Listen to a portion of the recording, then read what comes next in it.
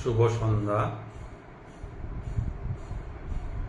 পরমেশ্বর ভগবানকে স্মরণ করে আমরা আমাদের আজকের অনুষ্ঠান শুরু করছি।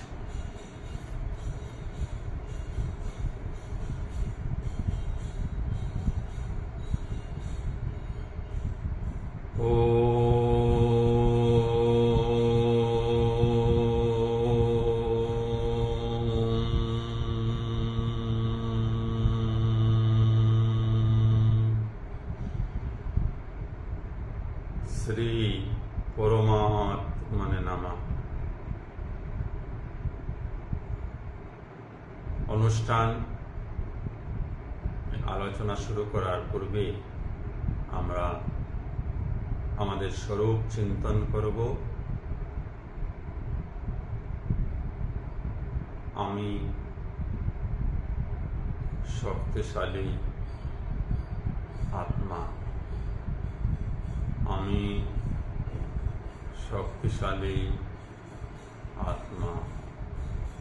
আমি দেহ নই, মন নই, বুদ্ধি নই। আমি নিত্য শুদ্ধ বুদ্ধ মুক্ত আত্মা। আমি সচিৎ আনন্দময়।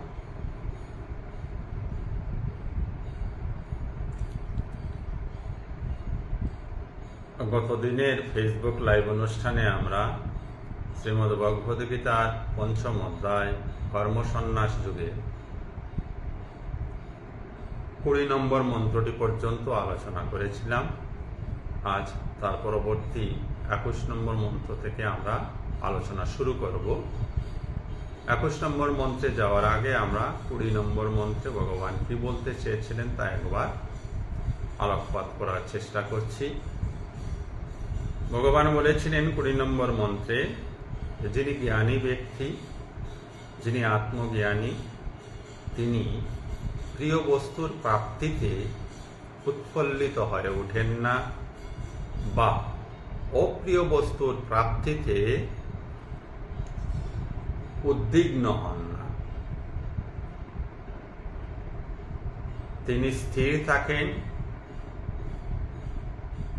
মোহশূন্য থাকেন এবং পরমাত্মা বা পরব্রহ্মে স্থিত হয়ে থাকেন। সেই জ্ঞানী ব্যক্তিরই লক্ষণকে বর্ণনা করতে গিয়ে ভগবান শ্রীকৃষ্ণ পরবর্তী মন্ত্রগুলিতে বলছেন। আসুন দেখি আমরা শ্লোক ক্রমিক সংখ্যা ২১-এ ভগবান কি বলছেন। ২১ নম্বর মন্ত্রে ভগবান বলছেন, শ্রী ভগবান উবাচ বাহ্যস্পর্শেষু অশক্তাত্মা বিন্দতি আত্মনি ইয়ত সুখম সৌব্রহ্মযোগো যুক্তাত্মা সুখম অক্ষয়ম অশ্নুতে। বাহ্য স্পর্শেষু অর্থাৎ এই বাইরের যা কিছু আছে, বহির্জগতে যা কিছু আছে তা আমরা আমাদের জ্ঞানেন্দ্রিয়গুলির সাহায্যে অনুভব করি। কিছু চোখ দিয়ে দেখি, কিছু কান দিয়ে শুনি, কিছু নাক দিয়ে ঘ্রাণ নেই, জিহ্বা দিয়ে স্বাদাস্বাদন করি, ত্বকের দ্বারা স্পর্শানুভূতি হয়। অর্থাৎ এই বিষয় সুখে, বাইরের বিষয় সুখে বা বিষয়ের অনুভবে জ্ঞানী অশক্তাত্মা, অনাসক্ত। বহির্জগতের বিষয়ের অনুভবে জ্ঞানী পুরুষ অনাসক্ত থাকেন, মোহশূন্য থাকেন। বিন্দতি আত্মনি যত সুখম, আত্মায় তিনি সুখ অনুভব করেন।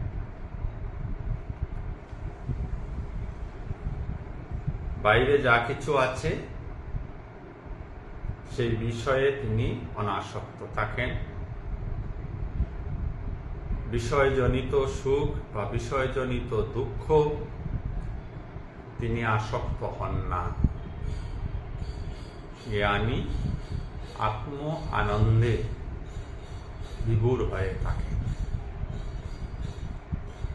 স্বব্রহ্ম যুগ যুক্তাত্মা, তিনি ব্রহ্মে পরম ব্রহ্মে যুক্ত হয়ে থাকেন। সুখম, সুখ অক্ষয়, যে সুখের শেষ হয় না, অক্ষয় সুখ অশ্নুতে প্রাপ্ত হয়। আমরা সাধারণ মানুষেরা এই বহির্জগৎ থেকে সুখ পাওয়ার চেষ্টা করি। বহির্জগতে যা কিছু আছে তা অনিত্য, স্থায়ী নয়। তাই সেখান থেকে যে সুখ আসবে সেটাও স্থায়ী হবে না। বাইরের জগতের ধরুন একটা ফুল আপনি দেখলেন, ফুলকে, মনোরম ফুলকে দেখে আপনি বড় আনন্দ উপভোগ করলেন, সুখ অনুভব করলেন। এই সুখটা কতক্ষণ? ফুলটা বেলা শেষে, দিনের শেষে ফুলের কিন্তু সৌন্দর্য শেষ হয়ে যাবে। সকালবেলার প্রস্ফুটিত ফুলটা দিনের শেষে মজে যাবে। সকালের সেই সৌন্দর্য বিকেলে আপনি খুঁজে পাবেন না। সকালবেলা ফুলটিকে দেখে যে সৌন্দর্যের অনুভব, যে আনন্দের অনুভব, যে সুখের অনুভব আপনি করলেন,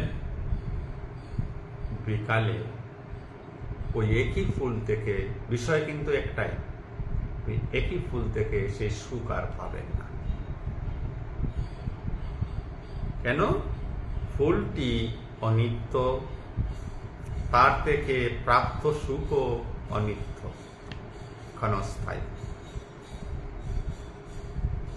কিন্তু জ্ঞানী পুরুষ ওই সকালবেলার ফুলটি দেখে,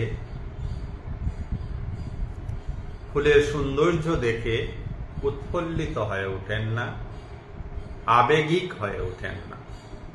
আমরা সাধারণত আবেগিক হয়ে যাই।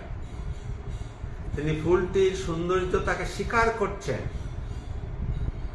কিন্তু সেই সৌন্দর্যতা, সুখ বা আনন্দ হৃদয়ে ধারণ করছেন না। বাইরের সৌন্দর্যকে বাইরেই রেখে দিচ্ছেন, মনে নিয়ে আসছেন না। কেন? মন তার আনন্দে থৈথুম্বুর হয়ে আছে, পরিপূর্ণ হয়ে আছে। কি আনন্দে? আত্ম আনন্দে, আত্মার আনন্দে। কেন? তিনি আত্মার যে সন্ধান পেয়েছেন। আত্মার সন্ধান পাওয়া মানে আনন্দের সন্ধান পেয়ে যাওয়া। তো এই আনন্দ তার অন্তরে অভাব নেই, পরিপূর্ণ আনন্দ। যেহেতু আমরা আত্মার সন্ধান পাইনি, তো সুখ, আনন্দ এইগুলির প্রতি আমাদের চাহিদা আছে। তো এই চাহিদাগুলি আমরা পূরণ করব কিভাবে? ওই চাহিদাগুলি আমরা পূরণ করি ওই জগতের বিভিন্ন বিষয়, বস্তু, ব্যক্তি। তাই সুখ পাওয়ার আশায় আমরা বিভিন্ন জনের সঙ্গে সম্পর্ক গড়ে তুলি। আনন্দ পাওয়ার নিমিত্তে, সুখ পাওয়ার নিমিত্তে আমরা জগতের বিভিন্ন বস্তু জড়ো করে নিয়ে আসি, নিজ ঘরে, নিজের আশেপাশে রাখি। এইগুলি থেকে সুখ পাবো, আনন্দ পাবো। তো যার সঙ্গে সম্পর্ক করছেন, যে দেহটির সঙ্গে সম্পর্ক করছেন, সেই দেহটি অনিত্য, সে মারা যাবে। যেসব বস্তু জগৎ থেকে কুড়িয়ে আনছেন সুখের নিমিত্তে, সেগুলো নষ্ট হয়ে যাবে। তো ওই অনিত্য বস্তু থেকে যে সুখ আমরা পাই, সে সুখ খুব অল্প সময়ের জন্য ক্ষণিকের সুখ হয়, স্থায়ী সুখ হয় না। অনিত্য মানে এই আছে এই নাই, নিত্য মানে 3 কাল ব্যাপী যা আছে, অতীত, বর্তমান এবং ভবিষ্যৎ। এই 3 কাল ব্যাপী যা থাকে তাহাই নিত্য। আর এই আছে এই নাই, যেমন আমাদের এই দেহ অনিত্য, এটা কালকে, আমার এই দেহটা কালকে নাও থাকতে পারে, 12-20 বছর পরে নাও থাকতে পারে। আপনার দেহ কানাও তদ্রূপ, 20-30-50 বছর পরে থাকবে না। তাই বলা হলো এইসব অনিত্য জিনিসের উপর মোহগ্রস্ত হতে নেই, সেখানে সুখ খুঁজতে নেই। এই সুখগুলি আসবে চলে যাবে, ঋতু পরিবর্তনের মতো। যেমন এখন গরমকাল চলছে, আবার কয়েকদিন পরে শরৎকাল চলে আসবে, তার কয়েকদিন পরে ঠান্ডা শীতকাল চলে আসবে। এই ঋতু পরিবর্তনের মতো জগৎ থেকে আমরা সুখ ও দুঃখগুলি পেয়ে থাকি। এগুলি স্থায়ী হয় না, স্থায়ী একমাত্র আত্মানন্দ। আনন্দ সাধারণত শাস্ত্রীয় মতে 3 প্রকার। বিষয় আনন্দ, আত্মানন্দ, ব্রহ্মানন্দ। তো বিষয় থেকে যে আনন্দ, ব্যক্তি বস্তু, এগুলি হচ্ছে বিষয়। ব্যক্তি বস্তু থেকে যে আনন্দ আমরা পাই, সে আনন্দকে বলা হয় বিষয় আনন্দ। আত্ম অনুভবে যে আনন্দ আমরা পাই, সেটাকে বলা হয় আত্মানন্দ। তারপরে আসে ব্রহ্মানন্দ, চরমানন্দ অবস্থা। তো আত্মানন্দ, ব্রহ্মানন্দ, এগুলি স্থায়ী আনন্দ। মূলত আত্মানন্দ এবং ব্রহ্মানন্দের মধ্যে খুব প্রভেদ নেই। প্রভেদ এখন আমরা আলোচনা করতেও যাচ্ছি না, সামান্য একটা প্রভেদ আছে, আলোচনা করতে যাচ্ছি না। এই কারণে আমাদের এখন জ্ঞানের যে পরিসর, সেই পরিসরে আমরা আগে কিভাবে বিষয় আনন্দ হতে নির্বিকার থাকতে পারি, বিষয় আনন্দে যাতে অনাসক্ত হতে না পারি, তার চেষ্টা করতে হবে। আত্মানন্দ যখন আমাদের হবে, ব্রহ্মানন্দ যখন আমাদের হবে, তখন অটোমেটিক্যালি আমরা এগুলি বুঝতে পারবো। এগুলি আলোচনা না করলেও হয়। শুধু ওই বিষয় আনন্দের মোহজাল থেকে বেরিয়ে আসতে পারলেই বাকি আনন্দ, অর্থাৎ আত্মানন্দ বা ব্রহ্মানন্দ, তাহাই অবশিষ্ট থাকে, অন্য কিছু থাকে না।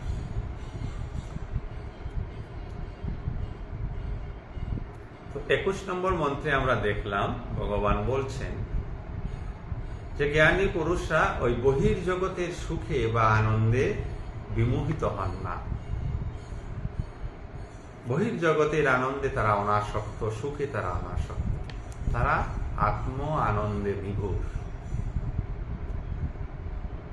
যেহেতু তিনি যোগযুক্ত হয়ে আছেন, আত্মায় তার বুদ্ধি স্থির হয়ে আছে, সেই হেতু তিনি পরম অক্ষয় সুখ লাভ করেন।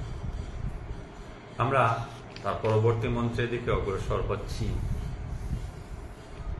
শ্লোক ক্রমিক সংখ্যা 22। সেখানে ভগবান বলছেন, ये हि সংস্পর্শজা ভুগা দুঃখ জুনায় এবতে অধ্যন্তবন্তঃ কুন্তয় নতেষু রমতে উদহ। ये हि সংস্পর্শজা। সংস্পর্শজা হলো এই ইন্দ্রিয় জনিত, চক্ষু, কর্ণ, নাসিকা, জিহ্বা ও ত্বক, এইগুলির দ্বারা আমরা এই জড়জাগতিক বিষয় বস্তু থেকে, ব্যক্তি থেকে সুখ অনুভব করি। বা দুঃখ অনুভব করি।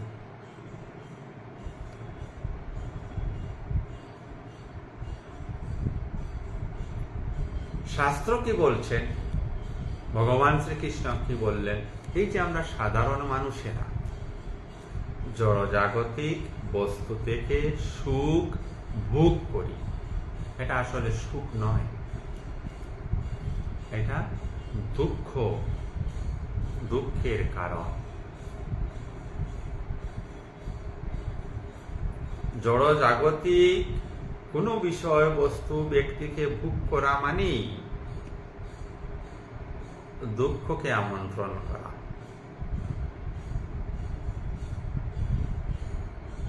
এবার বিচার করে দেখবেন নিজ নিজ জীবনে যা কিছু জড়জাগতিক বস্তু আপনি ভোগ করেছেন, সে ব্যক্তি হতে পারে, সে বস্তু হতে পারে, সে কোনো বিষয় হতে পারে, তা থেকে আপনি কোনো না কোনো ভাবে দুঃখ পেয়েছেন।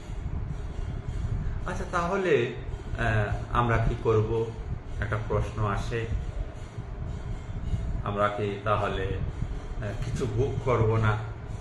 যেমন এখন আমি বসে আছি, ফ্যান চলছে উপরে, তো ইলেকট্রিক ফ্যানের বাতাস আমি ভোগ করছি। আমি কি এখন ফ্যান বন্ধ করে দেব? ভগবান বলছেন এই যে ফ্যানের বাতাস ভোগ করছো, তা তোমার দুঃখের কারণ হবে। বুঝুন ভালো করে, আমরা যেন বোঝার চেষ্টা করি কি দুঃখের কারণ হবে।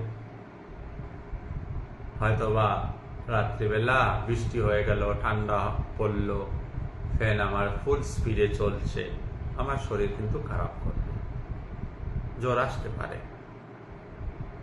বা এসিতে আছি, এসির ঠান্ডা লেগে আমাদের শরীর খারাপ হয়ে যেতে পারে। এইবার কি আমরা এগুলি ভোগ করব না? হ্যাঁ, ভোগ করব। কিভাবে? সন্তুলিত অবস্থায়, ব্যালেন্সড অবস্থায় ভোগ করতে হবে, এবং এই ভোগের প্রতি আসক্তি যাতে না হয়। হয়তো কোনোদিন কারেন্ট চলে গেল, তো কি হবে? ফ্যান চলবে না বা এসি চলবে না। আমরা যদি আসক্ত হয়ে থাকি ফ্যান বা এসি, তাহলে কি হবে? ছটফট করতে থাকবে, এই কারেন্ট চলে গেল, অস্থির হয়ে যাব, কিন্তু কারেন্ট কেন আসছে না, ওই বাড়িতে আসলো কিনা, ইনভার্টার ঠিক আছে কিনা, হুলস্থুল কাণ্ড। অথচ একদিন এই পৃথিবীতে এইসব পাকা টাকা ছিল না, তবুও মানুষ ছিল, হাত পাকা ছিল, মানুষ সেলফ সাফিসিয়েন্ট ছিল।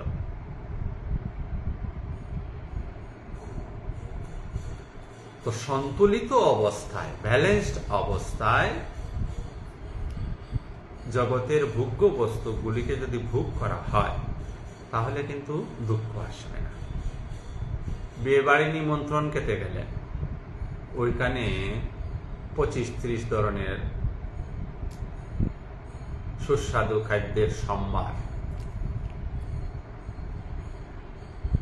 লোক সংবরণ হলো না। দেখবেন বিয়ে বাড়ি এইসব অনুষ্ঠানে গেলে দেখবেন লোকের কি অবস্থা হয়, অতিরিক্ত খেয়ে ফেলে। অতিরিক্ত কিছু ভালো নয়, ধর্মজগতে যেমন ভালো নয়, জাগতিক জগতেও ভালো নয়। অতি কোনো জিনিসই ভালো নয়। অতি মানে হাইয়েস্ট, ভোগে আমি হাইয়েস্ট,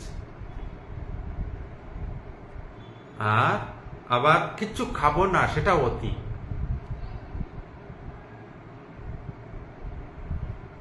একদম কিছু খাবো না অতি, অনেক কিছু খাবো অতি, দুইটাই ক্ষতিকারক শরীরের জন্য। তাই বলছেন সাধু পুরুষেরা যে ব্যালেন্স করো, যতটুকু প্রয়োজন ততটুকু খাও। তো বিয়ে বাড়িতে গিয়ে যদি কেউ অনেক খাবার খেয়ে ফেলে, তার কি হবে? পেট খারাপ হবে, কষ্ট পাবে, সে তার দুঃখের কারণ হয়ে যাবে। খাদ্য ভোগ করলো, অথচ তার থেকে সে দুঃখ পেয়ে যাবে।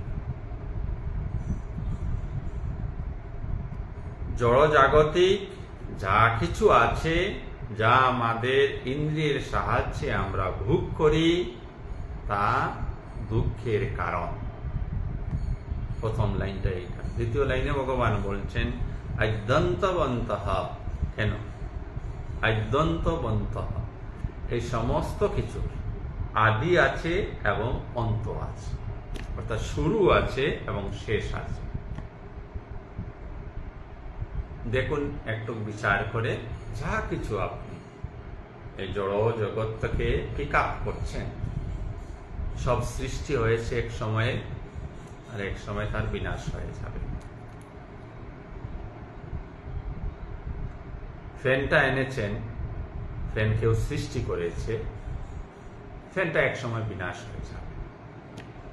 তো যার সৃষ্টি আছে বা যার শুরু আছে এবং যার শেষ আছে, কুন্তেও, হে কুন্তেও, এইসব জিনিসকে যদি কেউ ভোগ করে, তাহলে সেই ভোগ তার দুঃখের কারণ হবে। নতেষু রমতে বুধ, সেই জন্য বুধ মানে পণ্ডিতেরা, বুদ্ধিমান ব্যক্তিরা এই জড়জাগতিক বিষয়বস্তুর সুখে বিচরণ করেন না। যেহেতু আমরা আত্ম আনন্দ, আত্মা কি, আত্মার আনন্দের স্বরূপ কি, তা উপলব্ধি করতে পারিনি বা চেষ্টা করিনি। উপলব্ধি না করার কারণ হচ্ছে আমরা চেষ্টা করিনি। আমাদের একটা 2 নম্বর কারণ হচ্ছে, প্রথম কারণ হচ্ছে অজ্ঞানতা। অজ্ঞানতা যে আমরা জানি না, কোনোভাবে হয়তো বা জেনে গেলাম যে এইভাবে সাধন ভজন করলে আত্ম আনন্দ লাভ হয়, তারপরে আমরা প্রচেষ্টা করি না, পুরুষকার করি না। পুরুষকার মানে কি? চেষ্টা। যারা পুরুষকার করে না তারা পুরুষ নয়। এটা আমার ভাষা নয়, শাস্ত্রের ভাষা। এখানে নারী পুরুষের কথা বলা হচ্ছে না। যে নারী পুরুষ, ঈশ্বরের দৃষ্টিতে কোনো নারী পুরুষ নেই। ঈশ্বরের কোনো লিঙ্গ নেই। ঈশ্বর ফেমিনিন জেন্ডার না মেল জেন্ডার, এসব কিছু হয় না। পুরুষ বলতে মানুষ, সব মানুষ, নারী পুরুষ নির্বিশেষে সব মানুষ। যে মহিলা আত্ম আনন্দ উপলব্ধির জন্য বা আত্ম অনুভূতির জন্য প্রচেষ্টা করছেন, পুরুষকার করছেন, তিনিও পুরুষ। আর যারা করছেন না তারা পুরুষ নন।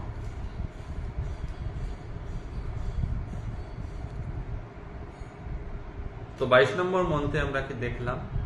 ভগবান স্পষ্ট করে দিলেন যে জগতের বিষয়কে ভোগ করা মানে দুঃখ কারণ। কারণ এগুলি সব অনিত্য বস্তু, এগুলির সৃষ্টিকাল আছে এবং মৃত্যুকাল আছে।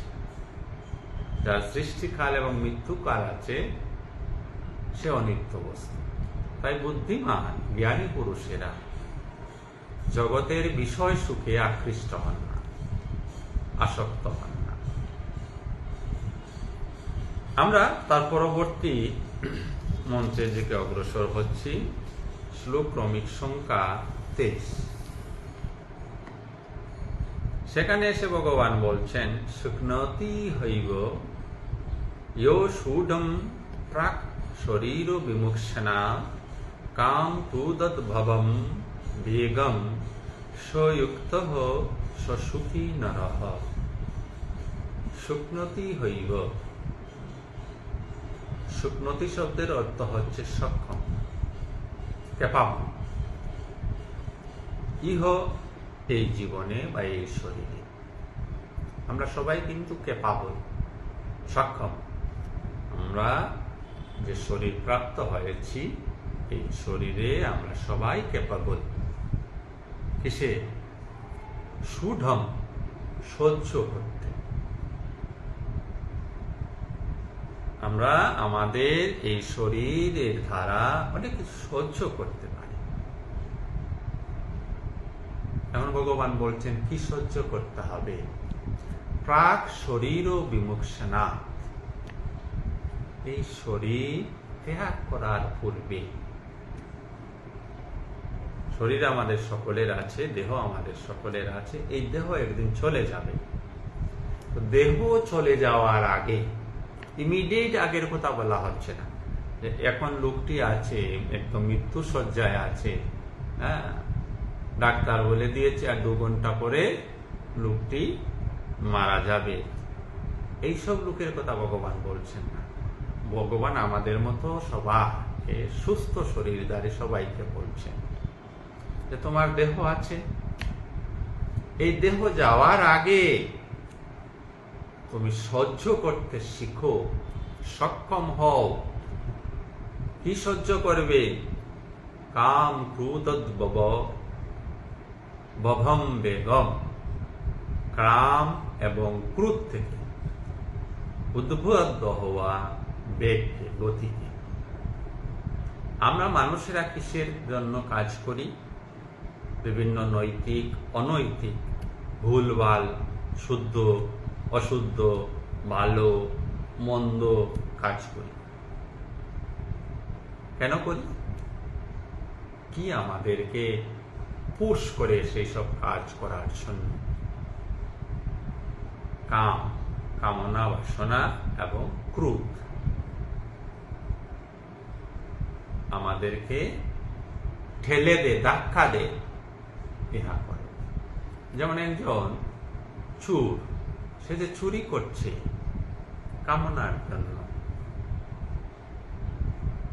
অন্যের পকেটে টাকাটা তার চাই, কামনা থেকে লোভ উৎপন্ন হয়, লোভে থেকে মানুষ পাপ করে ফেলে, অধিক পাপ করলে মৃত্যু হয়ে যায়। লোভে পাপ, পাপে মৃত্যু। এগুলো ছোটবেলা পড়েছি, তখন আর এত বুঝতে পারিনি, এখন বুঝছি কিছুটা। সবাই বুঝছি, আমি শুধু না, আমরা সবাই কিছু কিছু বুঝছি। ওই চোর কি করলো? কামনা, অন্যের পকেটের টাকাটা চাই, লোভ হলো, চুরি নামক পাপকার্য করে দিল, ধরা পড়ে গেল, লুকে দিল ধুমমার।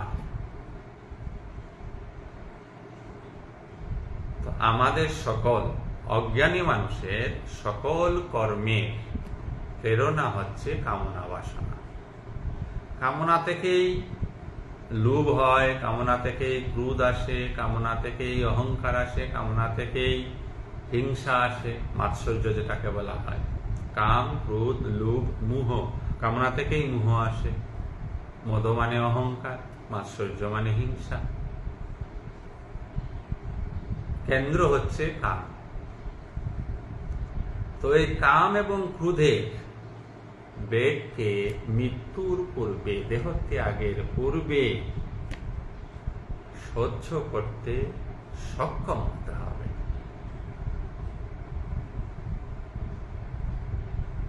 আর যিনি সক্ষম হয়েছেন, সৌক্ত, তিনি যুক্ত কার সঙ্গে? আত্মার সঙ্গে। তিনি সুখী নরহ, তিনি মানুষের মধ্যে সুখী মানুষ। খুব ইম্পর্টেন্ট বিষয়, বুঝতে হবে আমাদেরকে, এবং লজিক্যালি যেন আমরা বোঝার চেষ্টা করি। অজ্ঞানী মানুষ যে আত্মার কথা জানে না, তার স্বরূপের কথা একদম শুনেই নাই, জানেই না, বা জানার চেষ্টাও করে না, সে কি করছে? জগতে সুখ খুঁজে খুঁজে বেড়াচ্ছে। আলটিমেটলি পৃথিবীর সমস্ত মানুষ যে ভালো কাজ করছে, যে মন্দ কাজ করছে, সবারই একই উদ্দেশ্য। একদম পশু থেকে শুরু করে সবারই একই উদ্দেশ্য, সুখ চাই।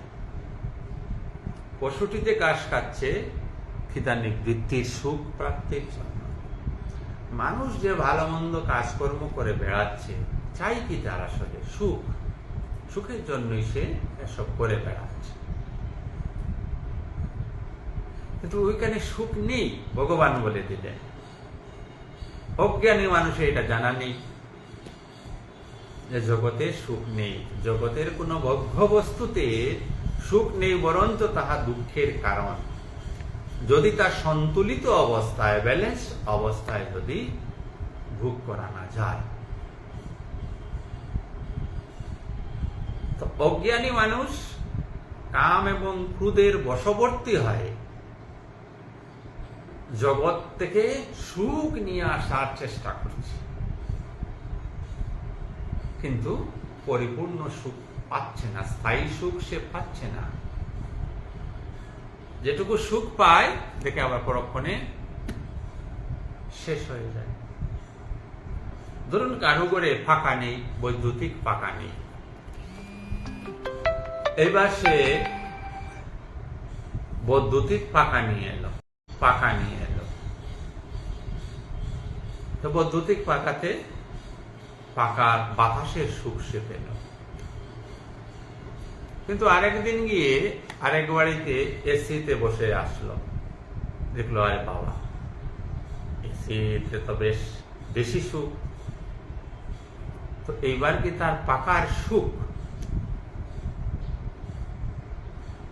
সুখে সে সুখী থাকবে না? এসির সুখের কথা তাকে দুশ্চিন্তাগ্রস্ত করে তুলবে, ভাবতে শুরু করবে সে কিভাবে এসি পাওয়া যায়। এইভাবে মানুষ ক্রমশ একটি সুখ থেকে আরেকটি সুখের দিকে অগ্রসর হয়। যে সুখ সে প্রাপ্ত হয় সে সুখ তার কাছে স্থায়ী হয় না। সে এই সুখে আরো, তাই ভগবান বলছেন জগৎ বস্তু থেকে, জগৎ থেকে যে সুখ আমরা পাই সেই সুখ আমাদের দুঃখের কারণ হয়ে যায়। তো আমাদের মধ্যেও যদি কামনার বাসনার বেগ থাকে, সেই বেগকে রোধ করতে হবে, সেই বেগকে সংযম করতে হবে। সংযমের উপায় কি? সংযমের উপায় এতদিন থেকে আমরা আলোচনা করে আসছি। সংযমের উপায় হচ্ছে আত্মচিন্তন, গীতার জ্ঞানের আলোকে নিজে নিজে চিন্তন করা, সৎসঙ্গ করা, চিন্তার নিষ্কর্ষগুলিকে জীবনে ঢেলে দেওয়া। অর্থাৎ ঢেলে দেওয়া মানে জীবনে ওইভাবে ব্যবহার করা। উদাহরণস্বরূপ একটা সহজ উদাহরণ দিয়ে বোঝানোর চেষ্টা করছি, যে আমি বুঝতে পারলাম, জানলাম যে জগতের সুখ অনিত্য। এই জ্ঞান যদি আমার হয়ে থাকে, তাহলে জগতের সুখের পেছনে চোখ নাক সবকিছু বন্ধ করে দৌড়ানোর প্রয়োজন নেই। ওইখানে নিজেকে আটকাতে হবে, নিজেকে সংযমিত করতে হবে। জগৎ ব্যবহার করতে হবে, জগতের সঙ্গে চলতে হবে সন্তুলিত অবস্থায়, যাতে আপনার যে আত্মিক চিন্তাধারা, আত্মার যে অনুভব, আত্মার সঙ্গে যে আপনার সম্পর্ক স্থাপন করতে আপনি চাইছেন, বা পরমাত্মায় যে আপনি স্থিত হতে চাইছেন, পরমাত্মার সঙ্গে আপনি যে এক সম্পর্ক গড়ে তুলতে চাইছেন, সেখানে যেন বিশৃঙ্খলা না আসে। জগৎ ব্যবহার করতে গিয়ে ওই আন্তরিক মানসিক অবস্থা যাতে অস্থিরতা প্রাপ্ত না হয়। সেক্ষেত্রে অনেক ব্যক্তিকে, অনেক বস্তুকে, অনেক জিনিসকে হয়তো আপনার সাময়িকভাবে ত্যাগ করতে হবে। সাময়িকভাবে সে ত্যাগ করার মতো সক্ষমতা, সাহস থাকতে হবে, অন্যথায় হবে না। প্রথমে যে কাজটি করতে হয়, একাকী থাকার কিছু অভ্যাস করতে হয়। সারাক্ষণ আমরা কিছু না কিছু নিয়ে থাকার চেষ্টা করি, হয় লোকজনের সঙ্গে থাকি, হয়তোবা মোবাইলের সঙ্গে থাকি, হয়তোবা টিভির সাথে থাকি, হয়তোবা কাজকর্মে তাই কাজকর্ম করছেন, সেটা ঠিক আছে। দৈনন্দিন যে কাজকর্ম, এখানে একদম 100% থাকুন। আমরা যদিও 100% থাকতে পারি না, থাকতে হয় 100% যে কোনো কর্মের সঙ্গে। এছাড়াও আমরা অবসর সময়ে, বিশেষ করে যখন কোনো ধরুন কাজকর্ম নিই, তখন আমরা মোবাইল, টিভি, লোকজনের সঙ্গে আড্ডা দিচ্ছি, এই করছি সেই করছি। হ্যাঁ, লোকজনকে বয়কট করবেন তা বলছি না, মোবাইল বয়কট করে দেবেন তা বলছি না। সন্তুলিত, বারংবার এই কথাটা বলছি, সন্তুলিত ব্যবহার। এছাড়াও এইগুলি সমস্ত কিছু থেকে একটু দূরে থাকবেন কিছু সময়ের জন্য। কেন? এইগুলির সঙ্গে থাকলে আপনি আপনার নিজস্বতায় চিন্তা করতে পারবেন। আপনার চিন্তাধারাকে আপনার মোবাইলে আসা মেসেজ, হোয়াটসঅ্যাপে আসা মেসেজ, ফেসবুকে আসা বিভিন্ন টপিকস আপনার চিন্তাধারাকে প্রভাবিত করে দেবে। আপনার নিজস্বতা আপনি খুঁজে পাবেন না। নিজের নিজস্বতাকে খুঁজাই হচ্ছে আধ্যাত্মিকতা। ওই নিজের নিজস্বতাকে খোঁজার জন্য 10-15-20 মিনিট সময় দেবেন, যাকে অন্য ভাষায় ধ্যান বলা হয়। তো ধ্যান আমাদের কাছে, অনেকের কাছে বড় একটা বিরক্তিকর, অনেকের কাছে আবার আনন্দদায়ক, অনেকের কাছে আবার ভয়ানক একটা জিনিস। ধ্যানকে সহজভাবে আপনাদের কাছে উপস্থাপন করার চেষ্টা করলাম। কিচ্ছু করতে হবে না, কোনো আসন ফাসনে বসার দরকার নেই। যেভাবে ইউ ফিল কমফর্ট, যে অবস্থানে আপনি বোধ করেন যে আপনি সুখে আছেন, আরামে আছেন, বিছানার উপরে বসে, চেয়ারে পড়ে, সোফায় বসে, শুয়ে শুয়ে, যে আমি 15 মিনিট সময় আমার সঙ্গে আমি থাকব, আমি আমার সঙ্গে থাকব, আমি অন্যের সঙ্গে থাকব না। কথাটা ভালো করে যেন বুঝি। অন্যের সঙ্গে বলতেই আমরা বুঝে গেলাম, আগে কিছু দৃষ্টান্ত দিলাম, মোবাইল, লোকজন, টিভি ইত্যাদি। তাছাড়াও আরেকজন অন্য আছে। যখন মোবাইলটি আপনি বলেন কি যে আমার মোবাইল, আমার টিভি, আমার বন্ধু, মানে আপনি নন। আমার বন্ধু মানে আপনি নন, বা আমি নই। আমার মোবাইল মানে আমি মোবাইল নই। আমার টিভি মানে আমি টিভি নই। ঠিক আছে? একটু বোঝা যদি হয়, তার গভীরে আমরা আবার একটু গভীরে যাচ্ছি। তাহলে আমার হাত আমি নই, এটাও পর, অন্য। আমার চোখ আমি নই, অন্য, পর। আরো একটু ভিতরে যাই, আমার মন আমি নই, আমি মন নই।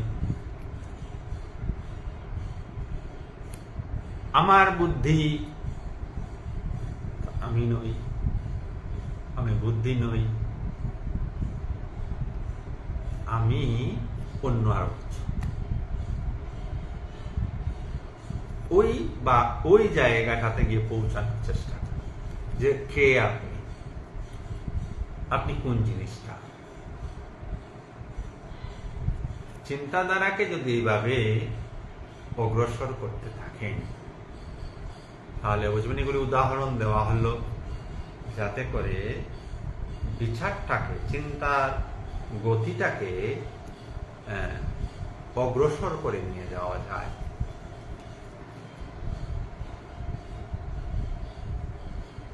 তাহলে আপনি কে, এই প্রশ্নটা আপনার মধ্যে অটোমেটিক্যালি জাগ্রত হবে। যেমন এখন আমরা জেগে আছি, বলি আমরা সবাই আমি জেগে আছি, আমি আছি। একটু পরে আবার কি হবে, ঘুমাতে চলে যাব, তখন স্বপ্ন আসবে। আমরা স্বপ্ন দেখি, তখন আমি থাকি। মনে রাখতে হবে, স্বপ্ন দেখছে যে মন, সে মন স্বপ্ন দেখছে, তার উপরন্তু আমি থাকি। স্বপ্নকে দেখে, আমার মন দেখে, আমি দেখি না। স্বপ্ন আমার মন দেখে, আমি দেখি না। আমি আমার মন থেকে আলাদা। স্বপ্ন ভঙ্গ হলে বুঝি যে এই স্বপ্ন দেখেছিলাম, এটা মিথ্যা। আবার গভীর নিদ্রায় চলে গেলাম। তখন এই যে অল্প আগে আমরা যে সব জিনিস আমার আমার করছিলাম, যে আমার পুত্র, আমার স্ত্রী, আমার বাড়ি, আমার হাত, আমার চোখ, আমার মুখ, আমার মন, এসব আর কিছুই নেই, কোনো বুদ্ধি নেই। অথচ আপনি আছেন। যদি আপনার শরীর আপনি হতেন, আমি বাইরের সবকিছু বাদ দিলাম, আপনার শরীর আপনি হতেন, যদি হাত পা আপনি হতেন, আপনার মন যদি আপনি হতেন, আপনার বুদ্ধি যদি আপনি হতেন, তাহলে ওই গভীর ঘুমন্ত অবস্থাতেও আপনার বুদ্ধি কাজ করা উচিত ছিল, করছে না তো। এগুলিকে বাদ দিলেও আপনি থাকেন, এইগুলিকে বাদ দিয়ে দিলেও আমি আপনি থাকি।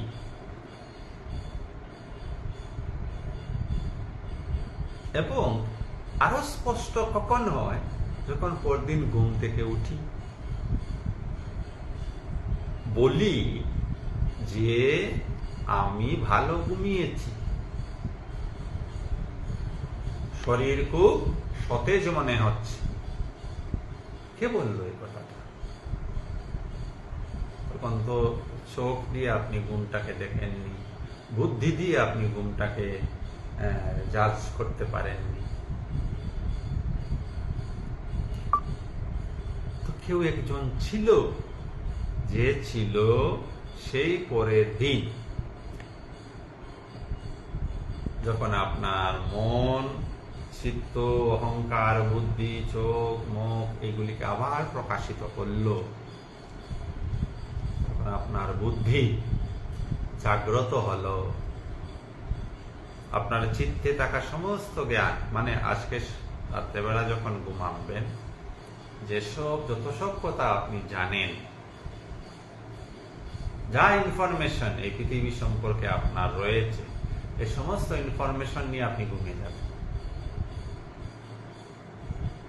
এবং হুবহু 100% ইনফরমেশন নিয়ে পরদিন সকালবেলা আবার কিন্তু জাগ্রত হন। যে মুহূর্তে জাগ্রত হন, এই মুহূর্তে আপনার কাছে 100% ইনফরমেশন থাকে না, থাকে এক সুখের অনুভূতি মাত্র। 1 সেকেন্ডের জন্য হলেও, 1 মিনিটের জন্য হলেও এক সুখের অনুভূতি থাকে। কেন জানেন তো সুখের অনুভূতি থাকে? এই গভীর নিদ্রায় আপনি শুধুমাত্র আপনার সঙ্গে ছিলেন, অন্য কারোর সঙ্গে নয়।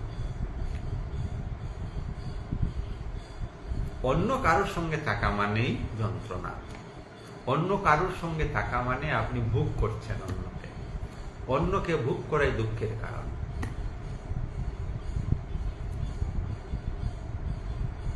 তো পর্যায়ক্রমে যখন আমরা বিচার ধারাকে নিয়ে অগ্রসর হব, দেখবেন একটা বড় শান্তিজনক অবস্থায় ধীরে ধীরে পৌঁছাতে পারছি আমরা। আর একবার যদি ওই দরজায় আমরা খুলে দিতে পারি, বাহ, তাহলে হয়ে গেল।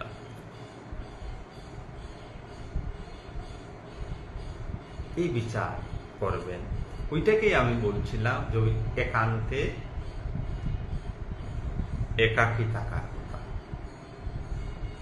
এটাই ধ্যান, ধ্যান অন্য কিছু নয়। আর বাকি যত কিছু আপনি স্বপ্ন দেখছেন, কেউ শিব দেখে, কেউ কালী দেখে, কেউ কৃষ্ণ দেখে, কেউ এই দেখে, কেউ সেই দেখে, এগুলি স্বপ্নের বিষয়। আমি বলছি না যে এইগুলি খারাপ, দেখুন, যারা দেখছেন নিশ্চয়ই তারা ওই দেবী দেবতার প্রতি শ্রদ্ধাবান হয়ে আছেন, তাদের কথা স্মরণ করছেন, যা আমরা বিশেষ করে স্মরণ করে থাকি। বা যা আমরা চাই এই জাগ্রত অবস্থায়, অথচ পাই না, তাই আমাদের স্বপ্নের মধ্যে আসে। এটা ছোট্ট গল্প দিয়ে স্বপ্নের কথাটাকে বোঝানোর চেষ্টা করছি। ধরুন, একটি ছেলে, তার বাবা রয়েছেন বৃদ্ধ বাবা, বাবার প্রচুর সম্পত্তি, এবং বাবাটা ধরুন ছেলের সঙ্গে খুব একটা ভালো সম্পর্ক নেই, হয় অনেক পরিবারে এইভাবে।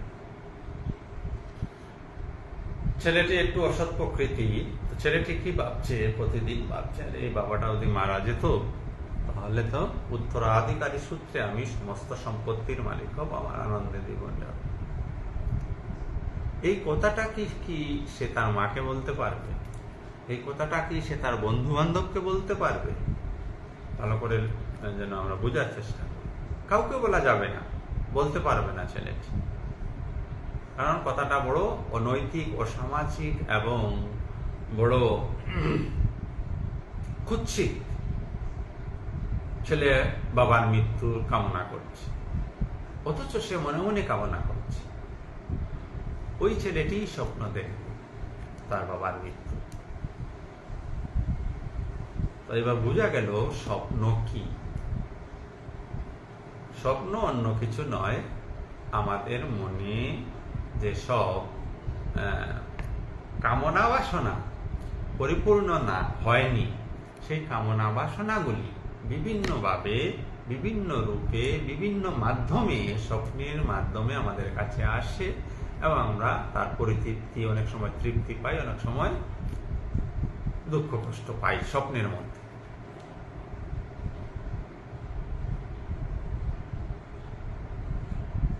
তো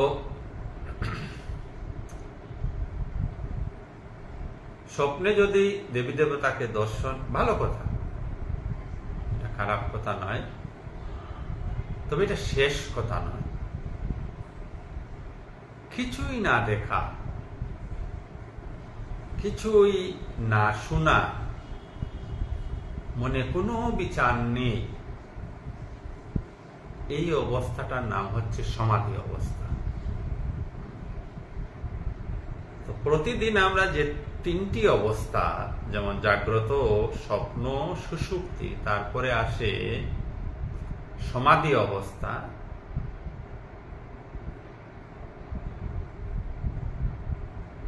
এই সমাধি অবস্থায়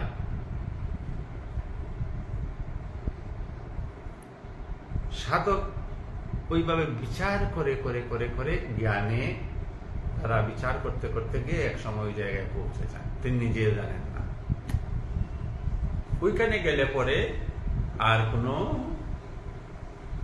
এই জগৎ বিষয়ক, মন বিষয়ক, বুদ্ধি বিষয়ক কোনো কিছুই নেই, সব ল্যাক, খালি হয়ে যায়। ওইখানে পৌঁছানোর একমাত্র উপায় হচ্ছে ওই যে নিজে 15 মিনিট সময় দেবেন, 10 মিনিট সময় দেবেন, 5 মিনিট সময় দেবেন। হ্যাঁ, ভাবনা আসবে, যে কোনো ভাবনা আসতে পারে ওই সময় ভাবতে থাকুন, দেখুন ওই জিনিসটাকে। ভাবনাটা যখন উঠবে তখন তাকে দেখে নেবেন, ভাবনাটিকে দেখলে ওই ভাবনাটি সরে যাবে, চিন্তাটি সরে যাবে, কিচ্ছু করতে হবে না, শুধু দেখতে থাকুন। তো দেখতে দেখতে ভয়ও পাবেন যে মনে এত কুৎসিত চিন্তা রয়েছে। শুভ চিন্তাও থাকবে, তার মধ্যে কুৎসিত চিন্তাও থাকবে।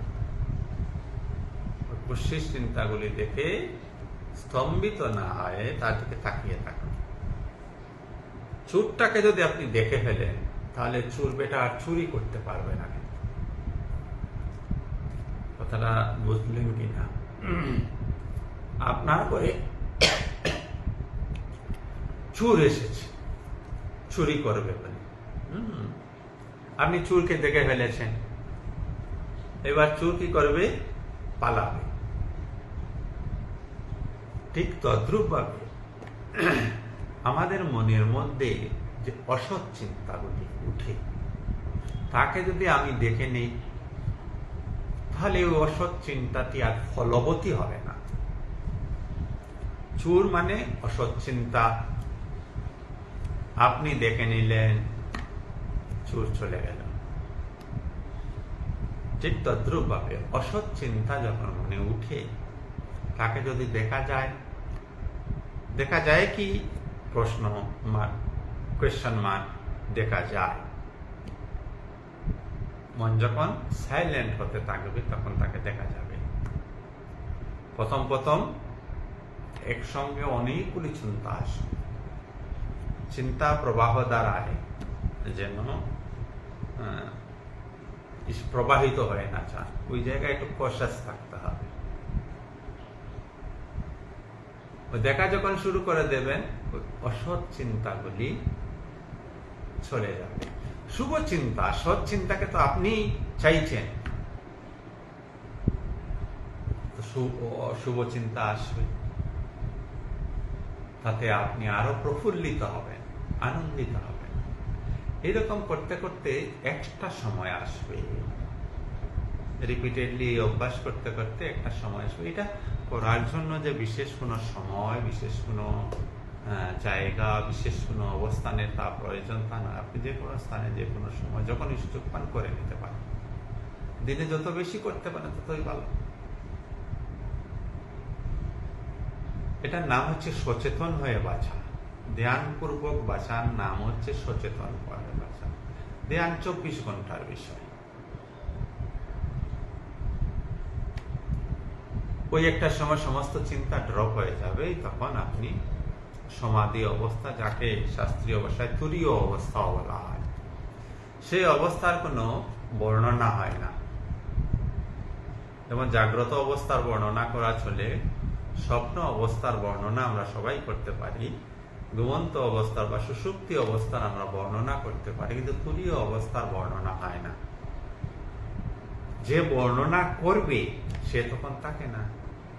কথাটা বুঝবেন? যেমন এখন কি হচ্ছে তার বর্ণনা আমি করতে পারবো, কারণ আমি আছি, আমার মন আছে, আমার বুদ্ধি আছে, এগুলি সক্ষম কাজ করছে। তুরীয় অবস্থায় মন বুদ্ধি থাকে না, তো বর্ণনাটা করবে কি? বর্ণনাটা করার জন্য যাকে চাই সে নেই, তাই বর্ণনা কেউ করতে পারেননি আজ পর্যন্ত। যত মহাপুরুষ সিদ্ধি লাভ করেছে, ওই জায়গায় গিয়ে পৌঁছালে পরে এক্স্যাক্টলি কি হয় ওই সময়টাতে তা বলতে পারে না, তার পরবর্তী সময়গুলিতে বলতে পারে। কারণ ধরেন এই জায়গাটা সমাধির জায়গা, মনে করেন সমাধি অবস্থা। এবার উনাকে আবার নিচে আসতে হবে, তো সমাধিতে যদি উনি থেকেই যান, তাহলে তার জগতের কোনো বুদ্ধি আসবে না, কোনোদিন শেষ। ধরুন সমাধি উনার 10 মিনিট হলো, 5 মিনিট হলো, 1 ঘন্টা হলো, এরপরে আবার উনাকে সমাধি থেকে এই জগতে আসতে হবে। এই আসার সময় যখনই আসা শুরু হয়, তখন বুদ্ধি মন কাজ করতে শুরু করে। বুদ্ধি মনের কাজই এই জগৎ সীমানায়, তো সে কাজ করতে শুরু করে দেয়। তখন সাধক বুঝে ফেলেন যে কি হলো, কিছু একটা হয়ে গেল। ঠিক আছে? 23 নম্বর মন্ত্রে ভগবান বললেন যে শরীর ত্যাগ করার পূর্বে অন্তত পূর্বে বলতে একদম মৃত্যুর সময় নয়, আজকেই, এই মুহূর্তেই কাম এবং ক্রোধজনিত বেগকে সহ্য করতে সক্ষম হতে হবে। আর যদি কেউ পেরে গেছেন, তিনি আত্মায় যুক্ত হয়ে আছেন, তিনি সুখী মানুষ। আমরা আজকের আলোচনা এখানেই সমাপ্ত করব। আপনাদের সবাইকে অনেক অনেক ধন্যবাদ। আপনাদের সকলের অন্তরস্থ আত্মাকে আমার প্রণাম নিবেদন করছি। ওম শ্রী রামকৃষ্ণার্পণমস্তু। শুভরাত্রি। সবাই ভালো থাকুন, সুস্থ থাকুন, আনন্দে থাকুন।